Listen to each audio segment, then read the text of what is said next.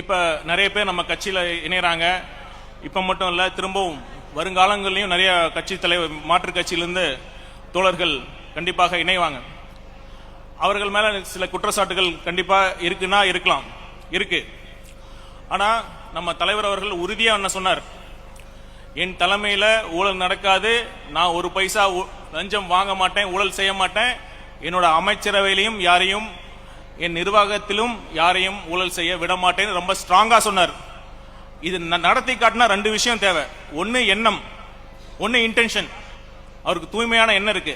அடுத்ததாக மிக முக்கியமா அந்த எண்ணத்தை செயல் வடிவம் கொடுக்கிறதுக்கான ஒரு ஆற்றல், துணிவு, ஒரு திறன், அந்த ஆளுமை, அது இருந்தாதான் முடியும். அவர் மட்டும் நான் ஊழல் பண்ண மாட்டேன்னு அவர் மட்டும் அமைதியா உட்கார்ந்து இருந்தாருன்னா சுத்தி இருக்கலாம் அவரை ஏமாத்திட்டு ஊழல் பண்ணிட்டு போயிடுவாங்க. ஆனா இது ரெண்டும், எண்ணமும் இருக்கு, அந்த எண்ணத்தை செயல் வடிவம் கொடுக்கிற அந்த நிர்வாக திறனும் அந்த ஆளுமையும், ஒரு undisputed leadership, undisputed charismatic leadership இருக்கிறதுனால எங்களால ஆணித்தரமா நம்பிக்கையுடன் சொல்ல முடியும், கண்டிப்பாக நம் தலைவர் விஜய் அவர்களுடைய தலைமையிலான ஆட்சியில ஊழல் இருக்காது, ஊழலற்ற நேர்மையான நிர்வாகம் நடக்கும்.